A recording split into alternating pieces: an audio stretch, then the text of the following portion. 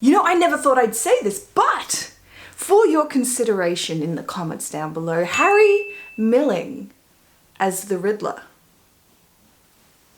Hello and welcome back to Brickle. My name's Brittany and today we are looking at The Old Guard, available on Netflix right now. The Old Guard, based on Greg Rucka's graphic novel, follows a team of immortal soldiers as they try to cover up their covert operations that have been going on for hundreds of years because a tiny slip-up could turn them into lab rats. Charlize Theron plays Andromaca of Scythia, and she's the leader of this gang of immortals. There are, of course, little hiccups along the way with their immortality, as they're still figuring it out even after being alive for centuries. Unlike other classically identified as superhero films, this one is quite grounded. Perhaps something more along the lines of Jason Bourne or Angelina Jolie's Salt. We do get a touch of fantasy as we dive into the characters' memories of who they once were over the past centuries, and the dark histories that they have been a part of. These really tie in nicely with the weapons that they initially have on their first mission. Although Andromaca's, also known as Andy's, weapon is really played out throughout the movie and is a reoccurring feature,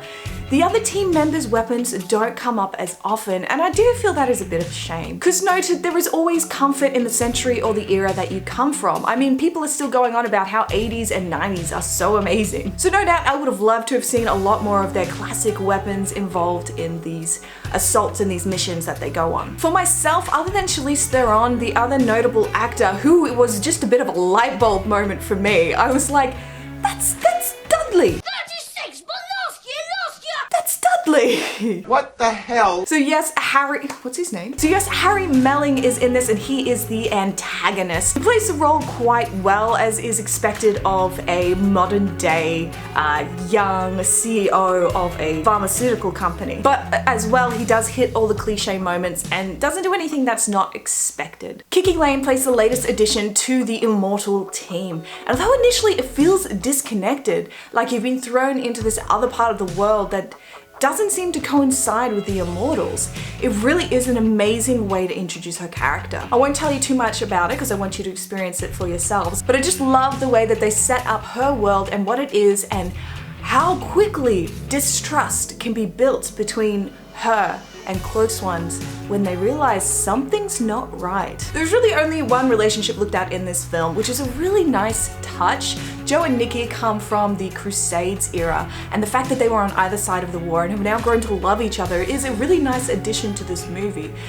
Of course, it's a little bit sappy, but they are also from other eras. So it's very poetic and romantic when they talk to each other, or even just funny, like a couple of old gentlemen. My favorite line is when they're getting onto a jet plane as prisoners, and one of them says, "Oh look, it has televisions," and the second one says, "Is there champagne?" As if, who cares if that they've got zip ties around their wrists? Now, as someone, weirdly enough, who doesn't quite shy away from ER series and just like looks gobsmacked as a little bit of blood might spatter, I was very interested in the way that they did the different blood splatters and the healing and the wounds that the immortals receive. What really stood out to me though in The Old Guard is the fact that they had residue blood spatter from different combat scenes. It was such a fine detail, but the thin flicks of blood that would be across Andy's face, and I know it sounds disgusting, but it was really well done. It really made her look worn and drawn and tired, and added to her character and added to her personal story in this movie. Now with the fight choreography, we see a lot of the team from Keanu Reeves' John Wick come across and help out with this film. I can't say it's up to that standard. In fact, I felt like the fight scenes were a bit more interesting in Birds of Prey, quite a bit more interesting in Birds of Prey. That isn't to say there weren't snippets of brilliance, but in saying snippets of brilliance, it just didn't go to that next level that you would expect Immortal Warriors to be at. As an interesting location for a fight scene, we have Andy and Niall throwing punches in the back of a cargo plane. Possibilities with that are wild. I mean, you could think of Tom Cruise from Mission Impossible and consider what they could do. Although of course limited by budget, which I think may have limited the fight scene in this location. Yet one really cool flip from Andy over Niall as they throw punches, but it's not really enough for the audience to be wowed. And understandably, this is very difficult in today's day and age. The stuntmen in these new movies are going above and beyond constantly. So to be able to wow people in these fight scenes is difficult. It's getting harder, especially when you have to compare to things like John Wick. So though yes, there are moments of brilliance, it's just not at the standard that would make people go wow. Unfortunately, that is the general opinion I have about this movie.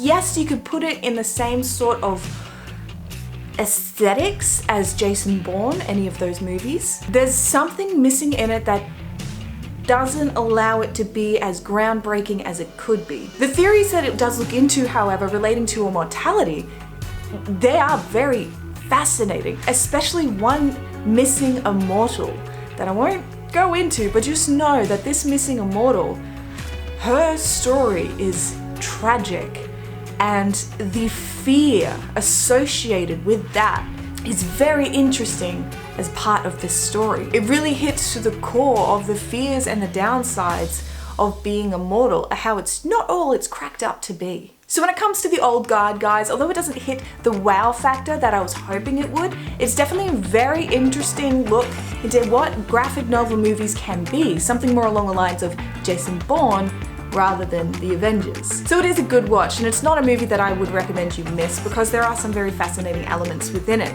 because the idea of immortality to me is just really interesting. But don't just take my word for it, pop onto Netflix and have a view yourself, and I want to know your opinions, especially if you are invested in the graphic novel. As always, you know where to put your thoughts down in the comments below. So with that said, thank you so much for watching. My name is Brittany, and I am definitely not an immortal.